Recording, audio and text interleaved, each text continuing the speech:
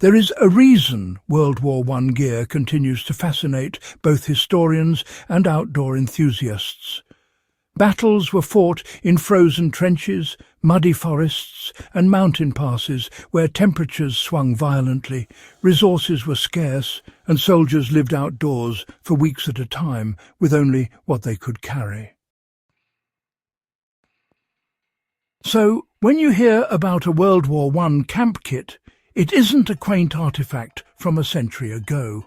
It is a survival-tested, minimalist system built by men who had no margin for failure.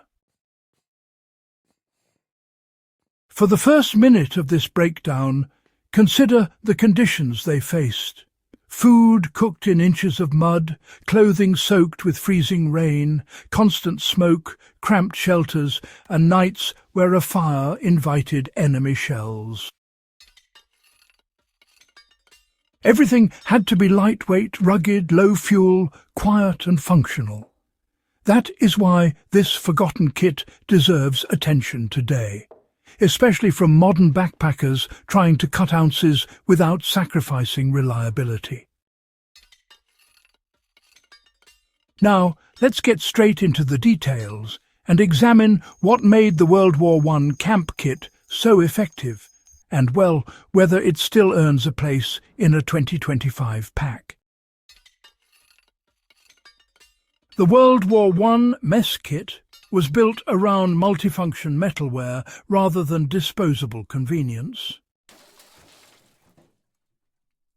The core of the World War I camp kit was the mess tin, known variously as the Tommy Cooker tin, the United States M1910 meat, can the German Kochgeschirr, or the French gamelle.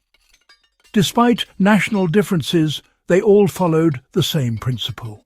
One rugged piece of metal serving as pot, pan, bowl, plate, and storage container.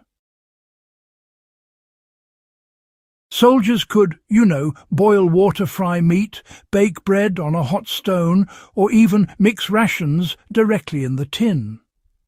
This level of multifunctionality is honestly quite rare today, when most backpackers tend to bring separate bowls, frying pans, titanium cups, and sporks.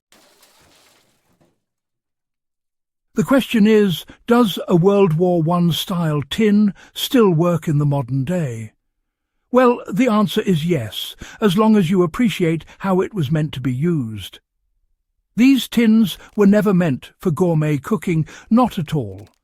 They were made for efficiency, pure and simple. You could actually recreate this approach on a modern trip by packing a single stainless or aluminum oval mess tin with a folding handle.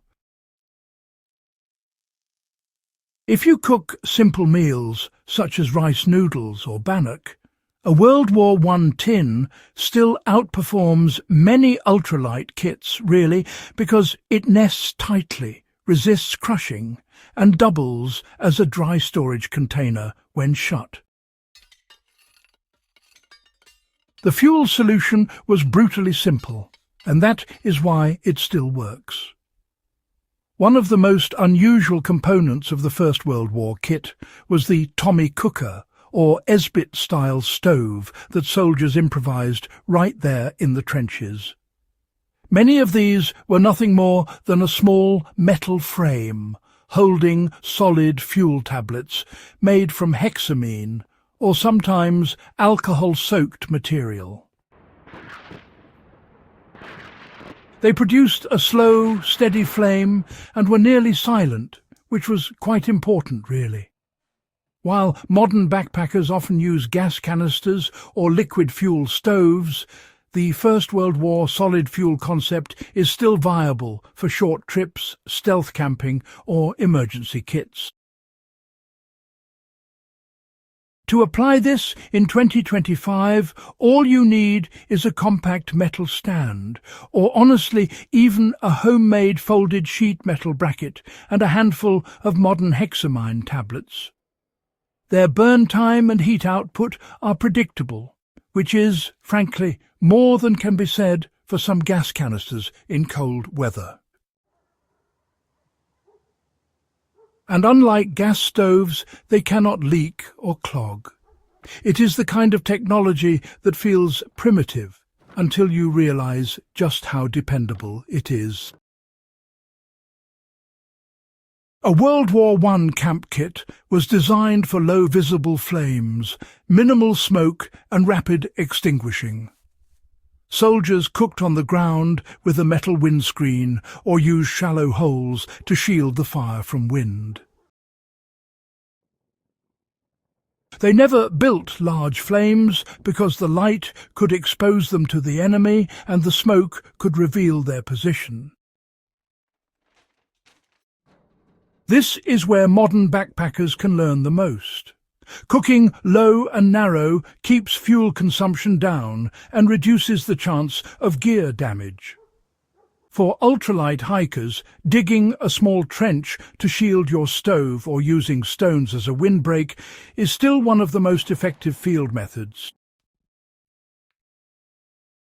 This isn't nostalgia, it's physics. When the flame is protected, your cooking time shortens and your fuel lasts longer. In the First World War, the mess kit clipped to the outside of the pack for quick access. Soldiers didn't bury their cook gear at the bottom of their bags because they needed it at a moment's notice. So this led to a habit of always keeping essential items within easy reach. Water, fire kit, food ration and mess tin all stayed on the outer layer. You know, backpackers in 2025 often overcomplicate their pack layouts. Borrowing the First World War approach can actually make your setup faster and, well, a lot less stressful. If you place your cook kit in an easily reachable outer pouch and your fire gear in a top pocket, you avoid tearing apart your entire pack at the end of a long day. This is especially useful for winter camping or storm travel, when, honestly, every second really does matter. So, the biggest lesson here, really, is that a camp kit ought to be a system, not just a pile of items thrown together. The First World War camp kit worked so well because, you see, each piece depended on the others. The tin fit the stove fit the fuel tablets, and the whole system fit right into the soldier's pack and daily routines. Nothing was extra, absolutely nothing. Everything earned its place, and honestly, this is the part that modern hikers often miss. A lightweight titanium pot means little if your stove wastes heat. A great gas stove is useless if you forget a windscreen. A clever spork doesn't matter if the pot shape makes eating awkward. WWI soldiers understood integration long before the term became popular. If you want to test this approach yourself, try packing only what you need for a weekend trip. 1 mess tin, 1 solid fuel stove, 1 spoon, and a couple of simple ingredients. You may be surprised by how liberating it feels and how little weight you truly need when your gear works together. You know, the real value of World War I camp gear is its reliability, not just some sense of nostalgia. The question isn't really whether these old World War I camp kits are fashionable. It's about whether they still perform. And with the right expectations, they absolutely do. Their simplicity and ruggedness actually fill gaps that, well, modern gear sometimes overlooks. They work in the cold, they work when wet, they work after being dented, and they work without relying on constant fuel resupply. If you'd like more deep-dive breakdowns of forgotten field gear that still earns a place in the modern outdoors, do consider subscribing to Backyard Wisdom, share this video with fellow enthusiasts, and help keep these hard-earned lessons alive.